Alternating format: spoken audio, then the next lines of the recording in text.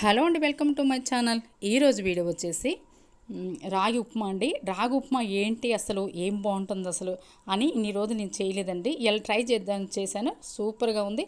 నాలాంటి వాళ్ళు ఎంతమందిని అనుకున్నారో ఇలాంటి రాగి ఉప్మా ఏం బాగుంటుంది అన్న వాళ్ళు లైక్ చేయండి, కామెంట్స్ తెలియచేయండి. ఇప్పుడు ముందుగా ఒక చిన్న కప్పు బొంబాయి రవ్వ తీసుకున్నానండి. అదే కప్పుతో అరకప్పు రాగి పిండి తీసుకొని నేను ఆయిల్ కానీ నెయ్యి కానీ వేయకుండా ఇలా వేయించుతున్నానండి. ఇలా వేయించి లో ఫ్లేమ్లో వేయించి పక్కన పెట్టుకున్నాను. ఇప్పుడు స్టవ్ వెలిగించి గిన్నె పెట్టి ఆయిల్ పోసి కొంచెం ఆయిల్ ఇంకో స్పూన్ ఎగస్ట్రా వేయండి. ఎప్పుడు వేసే కంటే పల్లీలు వేసాను, ఎండుమిర్చి వేసాను. కానీ పల్లీలు బాగా మానబ్బకండి, కొంచెం వేగితే సరిపోతుంది. ఎందుకంటే అది మన తర్వాత పచ్చెనపప్పు వేసానండి. జీలకర్ర, ఆవాలు, ఉల్లిపాయలు, పచ్చిమిర్చి, కరివేపాకు వేసాను. ఎందుకంటే పల్లీలు వేగనివ్వకుండా ఉండేదంటే ఇవి ఉడికినట్టుండి చాలా చాలా టేస్టీగా ఉంటాయండి.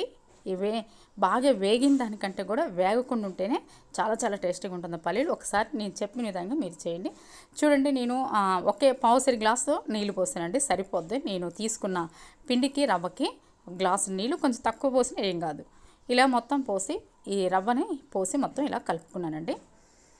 ఇలా కలుపుకొని కొంచెం స్టవ్ తగ్గించేసి కొంచెం ఉడకనిచ్చాను. ఆయిల్ పైకి తినేంత వరకు. ఆయిల్ కొంచెం ఎక్కువే ఉండాలండి, చాలా బాగుంటుంది. ఒక స్పూన్ ఎగస్ట్రా వేసుకుని స్టవ్ ఆఫ్ చేశానండి.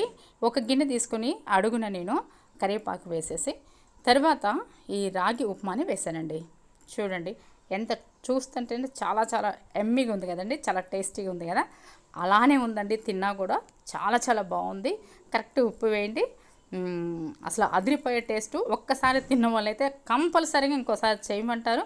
ఒక్కసారి నేను చేసిన విధంగా మీరు చేయండి. నెయ్యి కూడా అవసరం లేదు, ఆయిల్ కొంచెం ఎక్స్ట్రా ఉంటే చాలు, అంత బాగుంటుంది. అన్నీ కరెక్ట్గా ఉంటే చాలా చాలా టేస్టీగా ఉంటాయి. అన్ని ఉప్మాల కన్నా కూడా ఇది హెల్దీ ఉప్మా, రాగి ఉప్మా చాలా మంచిదనమాట. నచ్చితే తప్పకుండా లైక్ చేయండి.